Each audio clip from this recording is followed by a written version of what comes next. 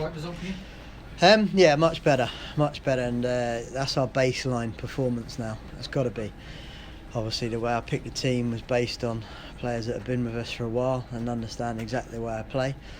So there was no excuses, and I thought first 15 minutes we were outstanding and building on that the whole of the first half. You come to Millwall on a boggy pitch, you're going to expect balls in the box, and I think we limited them to maybe one corner in the first half, which was a sign of how well we pressed and how well we hustled. Actually, we felt we should have had a penalty in the second half for the handball. I actually thought they could have had a penalty as well, if I'm honest, with the one where Nagy sort of has a swing and doesn't see him come blindside. And we also thought it was a foul in the build-up to the goal from the corner. We felt Callas got fouled. But in saying that, I want to focus on the positives of the performance and the grit that the boys showed. You know, you're going to have to earn everything you get in a game like this at Millwall, particularly, like I say, on the pitch. And we had a side that wasn't huge, but coped admirably against the physicality of the Millwall side. Yeah, they're strong on corners, aren't they? But you scored one as well from your corner, so yeah. 2 goals from set pieces. Yeah, and it happens in this division, you know, because often people have got good delivery and you expect Millwall to get a large percentage of their goals through those set pieces. So, yeah, could we have defended it better? I'll have to have a look at it, but I have to look today as an overall and as the league results that you'd expect pan out. It turns out a good point. We get 1 point closer to where we want to be, and is that right? Yeah. I was going to say that would have been embarrassing. Can you clear up the goal? Because it's been credited as an own goal, but it looked like maybe Pereira, wasn't it? No, sorry, their goal. It's been credited as a Callas goal, but it looked as though. Oh, really? Smith bundled it over. I don't know. You give it to Smith. Yeah. Callas definitely doesn't want it. Yeah, give it. The other results have gone your way in the sense that you have closed the gap.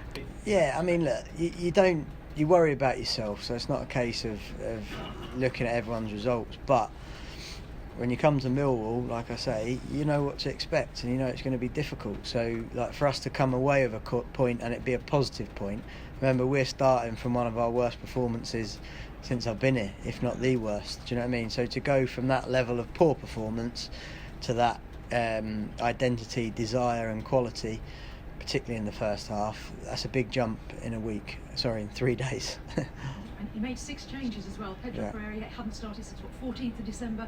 Great way for him to crown it, wasn't it? Absolutely, and I think credit should go to Pedro, you know, because it's not easy when you're out the squad.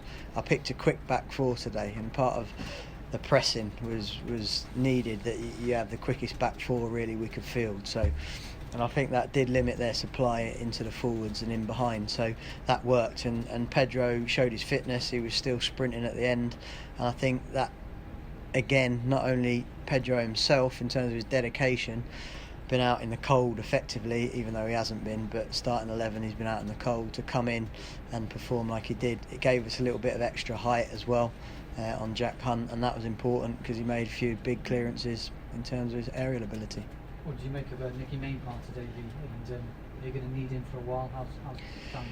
Yeah, well, Bent's picked up the groin niggle on the Tuesday game, and it gradually got a little bit worse. We tried him yesterday and he couldn't kick it really up to the halfway line, so did think he could do everything else goalkeeping wise, but just those long kicks he couldn't do. I did contemplate having him on the bench, but obviously if he'd come on after 2 minutes then someone would have had to have kicked for him, which wouldn't have been ideal. So I think it was better served to go with Nicky and Jojo, and I think same applies to Nicky Maipa. You know, it's hard for a goalkeeper because you don't get games.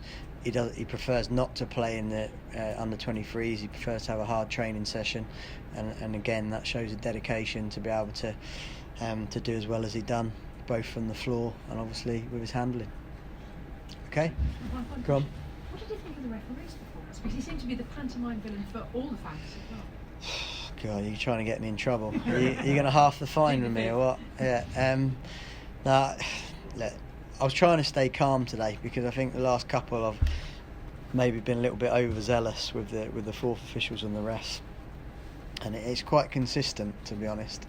And it's difficult because, like I say, when you see a foul occurring, whether it be for or against you, generally football people and people that have played and people that watch in the stands, seen a lot of football games, can see blatantly what's gone on. So I don't know, it probably evened out in the decision making today, but I'm not saying that that's necessarily a positive towards the referee's performance.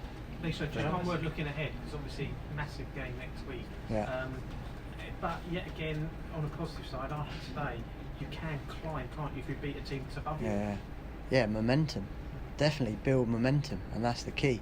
And we've had some really tough games. It was always going to be a tough spell, and this is where we see what we're made of. The last 10 games against the top teams, and we've got. That's why I was saying today that's the baseline performance, and now we've got to build on that, because if you do that, you've always got a chance of winning football matches, and hustle like we hustled today.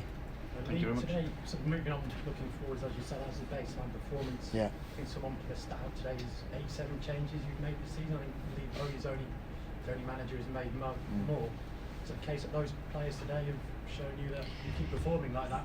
Yeah, absolutely. You don't want to make those changes, and listen, the starting point is you wouldn't believe what's happened to us this year. Yeah, there's 3 books, let alone 1, and maybe one day, probably in 5 years' time, that'll all come out.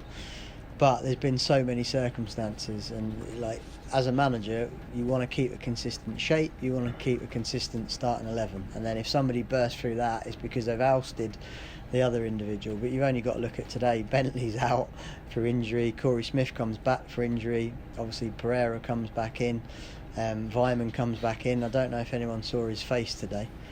Have a look at the pictures on his face. He had some tooth infection and he was out there.